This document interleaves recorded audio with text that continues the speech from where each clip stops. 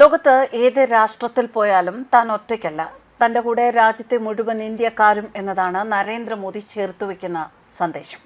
ഇസ്രയേലിലും വ്യത്യസ്തമായിരുന്നില്ല.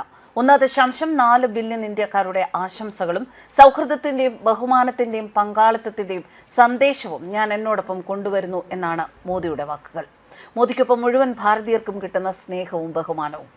ഭീകരവാദത്തിനെതിരെയുള്ള പോരാട്ടത്തിൽ ഇസ്രയേലിന് പൂർണ്ണ പിന്തുണ പ്രഖ്യാപിച്ച് പ്രധാനമന്ത്രി നരേന്ദ്രമോദി. ഇസ്രയേൽ പാർലമെന്റ് നെസറ്റിൽ നടത്തിയ ചരിത്രപ്രധാനമായ പ്രസംഗത്തിലാണ് അദ്ദേഹത്തിന്റെ ഈ പരാമർശം.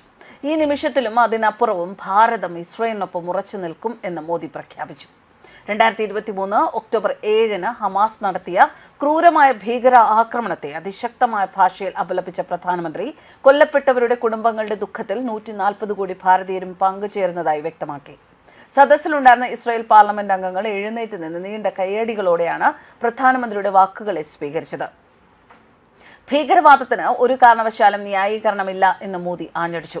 നിഷ്കളങ്കരായ സാധാരണക്കാരെ കൊന്നൊടുക്കുന്നത് ഒരു ലക്ഷ്യം വെച്ചാണ് എങ്കിലും ശരിവെക്കാനാവില്ല. ഭീകരവാദത്തിന്റെ വേദന ദീർഘകാലമായി അനുഭവിക്കുന്ന രാജ്യമാണ് ഭാരതവും.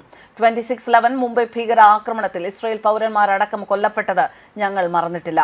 ഭീകരവാദത്തോട് വിട്ടുവീഴ്ചയില്ലാത്ത നിലപാടാണ് ഭാരതത്തിന്റേത്. ഇതിൽ ഇരട്ടത്താപ്പുകൾക്ക് സ്ഥാനമില്ല. ഒരിടത്തെ ആക്രമണം ലോകത്തെ മുഴുവൻ സമാധാനത്തെയും ബാധിക്കുമെന്നും അതിനാൽ ഭീകരവാദത്തെ തുരത്താൻ ആഗോളതലത്തിൽ ഏകോപിതമായ ശ്രമങ്ങൾ ആവശ്യമാണെന്നും അദ്ദേഹം കൂട്ടിച്ചേർത്തു.